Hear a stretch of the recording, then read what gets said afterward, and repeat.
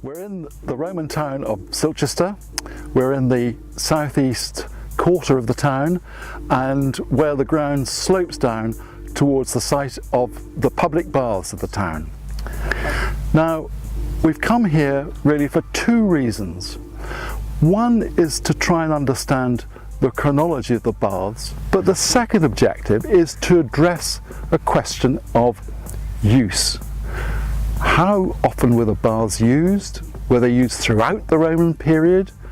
Were periods of modification and change related to periods of disuse? How intensively were the baths used? Were they used by the whole population?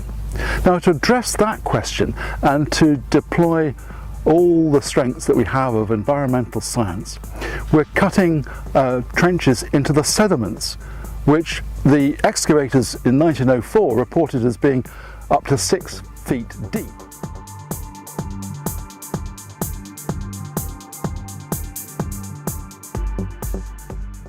Here we are at our first trench, the trench which occupies the full width of the baths and is designed to reveal the facade, or what remains of the facade of the baths. And all we've done so far is just remove the backfill from the excavations. There are some photographs which give us a very clear indication of how far the early excavators worked here. Hi, I'm Nick Pankhurst. I'm the trench supervisor for Trench 1, and it's the end of the first day, and despite it being astronomically hot, we've achieved quite a lot. We're beginning to target the last of the backfill, which is at the base of the sequence here, with the Edwardian backfill, and as you can see in front of me, we're beginning to reveal the structure in its entirety.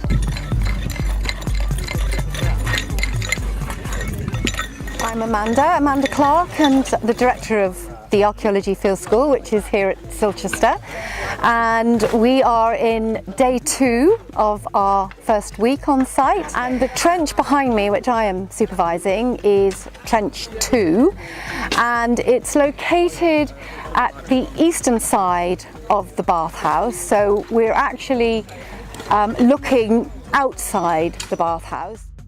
The most obvious feature that we've got in this part of the trench is the east wall of the bathhouse, which is showing beautifully here as a strip of yellow mortar, and everybody is working hard to identify the eastern edge of this wall foundation, and it's coming up beautifully, and you can clearly see the distinction between the wall line and then the dark soils that are building up against it.